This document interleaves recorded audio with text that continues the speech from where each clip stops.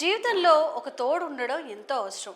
పైగా వయసు మీద పడిన తర్వాత మన అవసరాల్లో తోడుగా ఉంటూ మనకంటూ ఒక మనిషి మన మనిషి తోడుగా ఉండడం ఇంకా చాలా అవసరం. వృద్ధాప్యంలో ప్రేమతో దొరికే బంధం అయితే అంతకంటే గొప్ప బంధం ఇంకే ఉంటుంది. అలాంటి ఓ అరుదైన బంధం పెళ్లితో ముడిపడింది. 6 పదుల వయసులో ప్రేమతో ఒకటైన ఆ జంట గురించి ఇప్పుడు మనం తెలుసుకుందాం. రాజమండ్రికి చెందిన 64 ఏళ్ల మడగల మూర్తి పక్షవాతంతో స్వర్ణాంధ్ర వృద్ధాశ్రమంలో చేరారు. కడప జిల్లాకు చెందిన గుజ్జల రాములమ్మ గత 2 ఏళ్లుగా అదే ఆశ్రమంలో ఉంటోంది. మూర్తి ఆరోగ్యం మెరుగుపడేలా సపర్యలు చేస్తూ అతను కోలుకునేందుకు తన వంతు కృషి చేసింది. ఈ క్రమంలోనే ఒకరంటే ఒకరికి ఇష్టం ఏర్పడింది.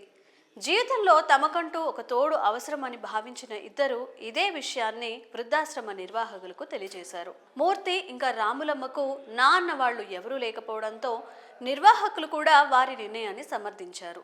అయితే ఒక సామాజిక బంధం కోసం ఆశ్రమంలోనే ఇరువరితో దండలు మార్పించి వారికి పెళ్లి చేశారు. ఈ సందర్భంగా రాములమ్మ మాట్లాడుతూ, నాకంటూ ఎవరూ తోడు లేరని, ఇతను తనకు తోడుగా ఉంటాడని పెళ్లి చేసుకున్నాను. 2 నెలలుగా మేము ప్రేమలో ఉన్నామని ఆమె వివరించింది. సోషల్ మీడియాలో కూడా వీరి పెళ్లికి ప్రశంసలు దక్కుతున్నాయి.